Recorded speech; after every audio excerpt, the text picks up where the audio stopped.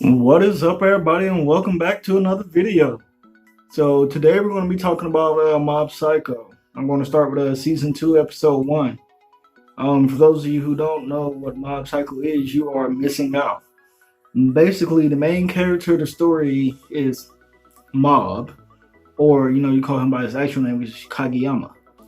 Kageyama is a middle school student with extreme telekinetic abilities, and not just telekinetic abilities, but psychic and a lot of other abilities involving telekinesis and things of that nature. They call themselves psychics and or experts. So basically, in this first episode, it starts out with Mob's boss, because Mob works for a exorcism company, and Mob's boss is on this farm. He received a call from a client because he believes his farm is haunted.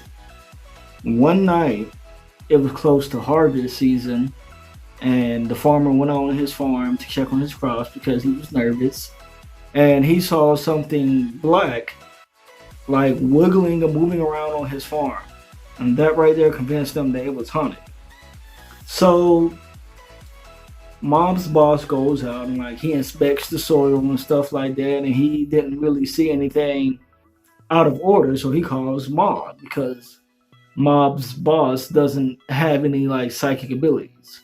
So he calls Mob, and Mob comes out, and first thing first, Mob was upset. He was like, "I've asked you time and time again to not call me on such short notice." But Mob is looking around, and then while they're both looking around, Mob's boss sees something move. So he was like, "Did you see that?" And Mob was like, "No, but I do sense a faint aura." So the scarecrow, which is right in front of them, started to move. And it was like, "I heard you talking earlier. You said you were going to exercise me."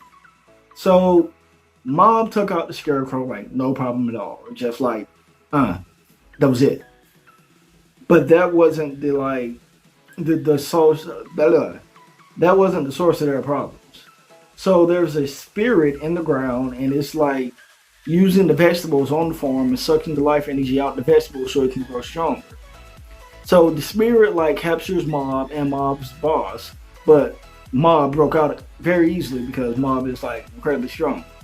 So Mob was fighting with the spirit, and the spirit was like, "If you keep on attacking me, I'm going to kill your boss." So then Mob stopped, and the spirit was like, "Oh, you're such a child, ha ha ha. You really thought that I want to kill the both of you." So then he tries to attack Mob again, and then Mob is in the ground, and that's when Mob notices that the spirit is sending signals to the plants, and it isn't actually a part of the plants. So Mob does the same thing. He was like, "Well, I wonder if I send the signal to the plants, will I be able to control the plants as well?" So Mob sent a stronger signal to the plants than the signal that the spirit was sending, and he took over the plants. Once again, the plants start moving, and we think that that's it. Apparently not.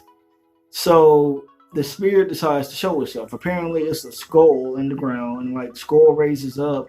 It's like, "How dare you kick me out of the plants?" And then him and Mob started fighting again, and then Mob basically beat him very easily.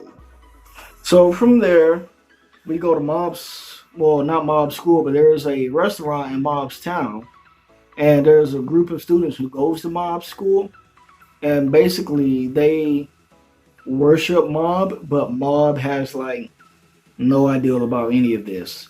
They seen Mob's abilities and the things that he could do, and they started worshiping him, but none of them know who he is. So there's this one student in the group who's friends with Mob, and she knows who Mob is, and she said that she's going to introduce Mob to the group, or introduce the group to Mob. So from there, we find out that he has a crush on this girl in his school, who was apparently a childhood friend of his, I believe.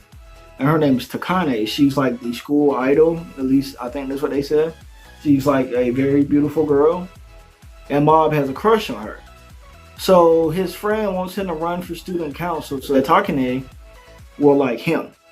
So Mob trains for a week, and physical training, motivational speaking and stuff like that, because Mob is extremely anxious. So when the time comes, Mob goes up on stage, and then he freezes. Like he doesn't say anything. Like he couldn't perform the speech. So after that, he went to his club because Mob is in the body improvement club. So, it sounds exactly like it sounds. They work out. So he got a note in his locker from a girl that said, "Meet me behind the school after school."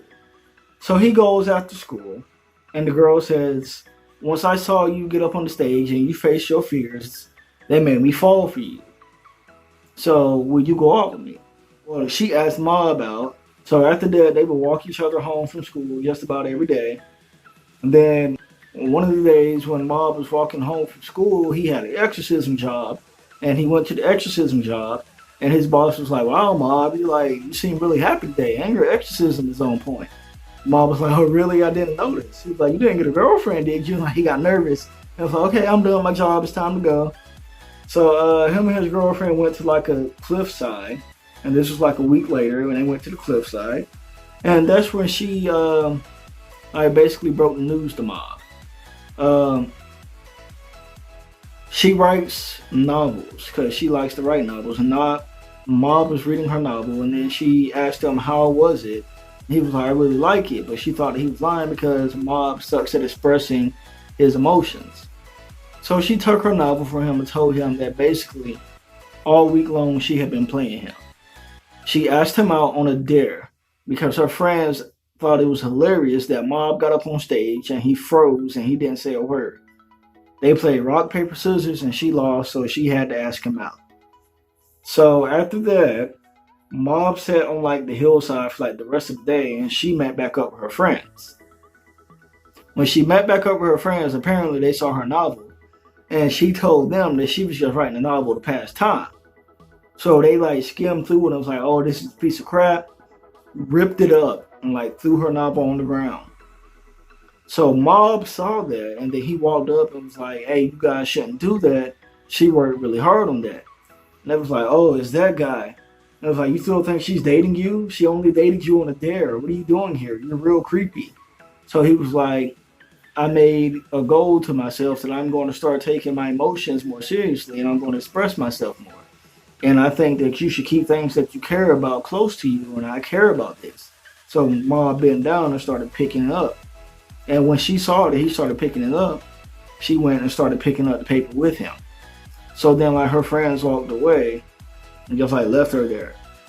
So apparently they had been like picking up the pieces of paper for a while because they had like a stack of paper, and the wind started blowing. And it was like, "Oh no, look at us, it's so silly.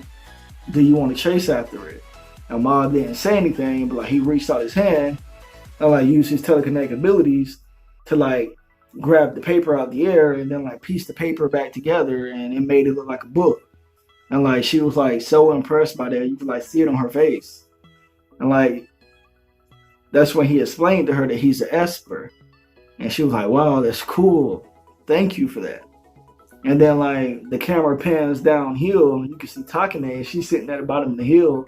And like she watched everything that transpired, and she was just sitting there and she was like, "Wow, that's smooth." And basically that was the end of the episode. But like always, if you like this video, hit that like button, subscribe, stay tuned for more content.